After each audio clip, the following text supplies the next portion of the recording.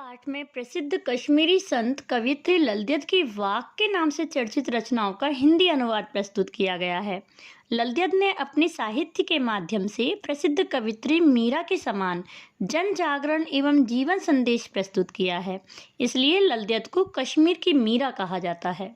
ललद्यद ने धार्मिक आडंबरों का विरोध किया और प्रेम को सबसे बड़ा मूल्य बताया। वाक का अर्थ है वाणी, शब्द या कथन।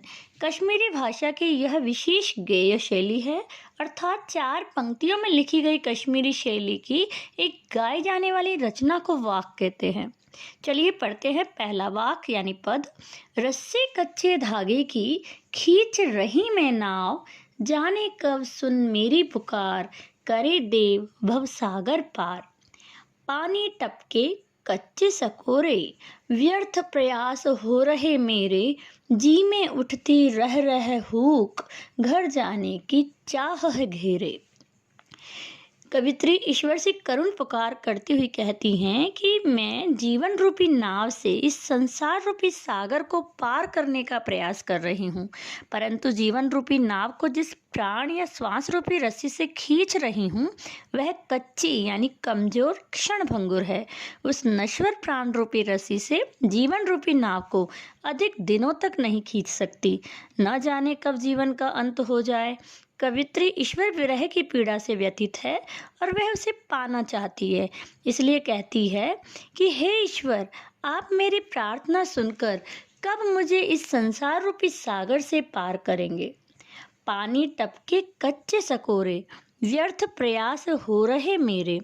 जिस प्रकार कच्ची मिट्टी के पात्र से पानी टपकता रहता है, उसी प्रकार मेरे शरीर रूपी कच्चे सकोरे से समय रूपी पानी रिस रहा है। कच्चा सकोरा अर्थात धार्मिक आडंबर। कच्चे सकोरे की भांति ईश्वर प्राप्ति हेतु सभी सहारे धार्मिक संकीर्णताएं गीली मिट्टी की तरह गल रहे हैं, कमजोर पड़ रहे हैं, क्योंकि मन मोह माया के जाल में जकड़ा हुआ है और धार्मिक आडंबरों में समय बीतता जा रहा है। इस प्रकार ईश्वर को पाने के लिए मेरे सभी सांसारिक क्षणभंगुर प्रयास व्यर्थ बेकार हो रहे हैं। जी में उठती रह रह हूक, घर जाने की चाह है घेरे। कवित्री ललद्यद कहती है कि उनके जी यानी हृदय में रह रह कर यानी बार बार एक ही पीड़ा उठती है कि कब इस संसार रूपी सागर को पार कर अपने वास्तविक घर अर्थात ईश्वर तक पहुँच मोक्ष प्राप्त करे। अर्थात ईश्वर को प्राप्त करने की तीव्र तड़फ कवित्री के मन में उठ रही है ताकि सांसारिक आवागमन से वे मुक्ति पा सके। इसीलिए कवित्री कहती हैं, पुकार करती हैं, हे देव प्रभु, मुझे इस भव सागर से पार कीजिए। चलिए पढ़ते हैं अब दूसरा वाक। खा खाकर कुछ पाएगा नहीं, ना खाकर बनेगा अहंकारी। समखा तभी होगा संभावी, खुलेगी सांकल बंद द्वार की। कवित्री इस वाक यानी पद के माध्यम से ईश्वर प्राप्ति और संभाव के लिए मनुष्य को सांसारिक भोगों के प्रति उचित संयम रख जीवन जीने का मध्यम मार्ग अपनाने का संदेश देती है। खा खाकर कुछ पाएगा नहीं, क्यों? क्योंकि ज्यादा भोग में लिप्त रहने से शारीरिक संतुष्टि भले मिल जाए, परंतु मानसिक संतुष्टि नहीं मिलती। मनुष्य की एकाग्रचित्ता एवं साधना भंग हो जाती है। भोग करने से केवल शरीर और इंद्रियों का भरण पोषण होता है और मन संसार में ही लिप्त रहता है, ईश्वर मन से दूर हट जाता है। जीवन का मूल उद्देश्य या संतोष प्राप्त नहीं होता। न खाकर बनेगा अहंकारी।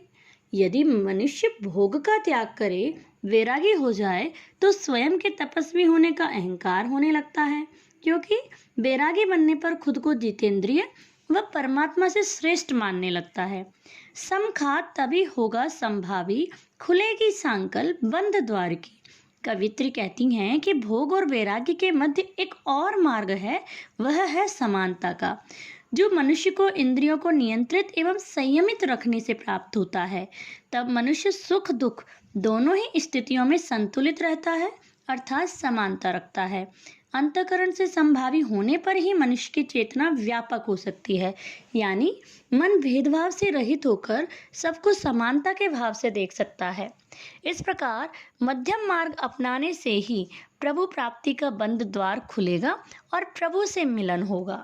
आई सीधी राह से गई न सीधी राह, सुषुम सेतु पर खड़ी थी, बीत गया दिन आह। जेब टटोली कौड़ी न पाई, माझी को दुख क्या उतराई। कवयित्री ललद्यद इस वाक्य के माध्यम से ये संदेश देती हैं कि संसार रूपी सागर से पार होने के लिए अर्थात मोक्ष प्राप्ति के लिए सद्कर्म ही सहायक होते हैं। परमात्मा ने सहज सामान्य रूप से इस संसार में भेजा। आई सीधी राह से गई न सीधी राह, और मैं उसी परमात्मा को प्राप्त करने के लिए भक्ति के सहज सरल मार्ग पर नहीं चली। सुषुम सेतु पर खड़ी थी, बीत गया दिन आह। सुषुम सेतु सुषुम्ना नाड़ी की साधना को कहा है। हठ योगी इस पद्धति के द्वारा सुषुम्ना नाड़ी में कुंडलिनी जागृत करने के लिए विभिन्न प्रकार के जटिल योग साधनाएं करते हैं। मैं यानी कवित्री ने उस हठ योग साधना वाले जटिल मार्ग से परमात्मा को प्राप्त करने के भ्रम में संपूर्ण जीवन बिता दिया। बीत गया दिन आह। जेब टटोली कौड़ी न पाई, माझी को दुख क्या उतराई। यहाँ जेब टटोलना यानी आत्मविश्लेषण करना। अंत में जब संसार रूपी सागर से उतरने यानी किनारे पहुंचने का समय आया तो ईश्वर रूपी मांझी या नाविक को देने के लिए कोई दाम नहीं था। कौड़ी न पाई अर्थात ईश्वर रूपी मांझी को उतराई में देने के लिए मेरे पास कुछ भी नहीं था। मांझी रूपी ईश्वर को उतराई के रूप में सहज साधना की चाह थी जो कि मेरे पास थी ही नहीं।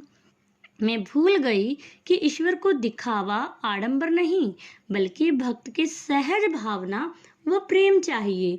मुक्ति के लिए सत्कर्मों की पूंजी को कवित्री ने इकट्ठा नहीं करके जीवन निरर्थक कर दिया, क्योंकि जीवन के अंत में ईश्वर को अर्पित करने के लिए कुछ नहीं होने से उसकी प्रभु मिलन की इच्छा अधूरी रह गई। कवित्री ललद्यद ने अपने इस चौथे वाक्य में ईश्वर की सर्वव्यापकता को बताते हुए आत्मज्ञान को ही सच्चा ज्ञान माना है तथा समाज में प्रचलित भेदभाव का विरोध किया है। थल थल में बसता है शिव ही, भेद न कर क्या हिंदू मुसलमान, ज्ञानी है तो स्वयं को जान, वही है साहिब से पहचान। शिव यानी कल्याणकारी ईश्वर प्रकृति के कण कण में बसा हुआ है। यह जीवन तत्व ही चेतन और चेतन ही ईश्वर है।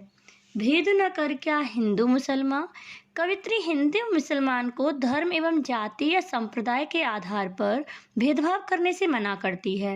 हिंदू और मुसलमान में भेद नहीं करना चाहिए क्योंकि ईश्वर की आराधना सहज भाव से चाहे जिस भी रूप में की जाए कल्याणकारी है। ज्ञानी है तो स्वयं को जान, वही है साहिब से पहचान। कवित्री कहती हैं कि यदि तुम वास्तव में सच्चे ज्ञानी हो तो पहले स्वयं की आत्मा को पहचान कर ईश्वर के वास्तविक स्वरूप को जानो, क्योंकि ईश्वर तुम में ही बसता है। स्वयं में ही ईश्वर को खोजोगे तो तुम्हें अवश्य मिलेगा।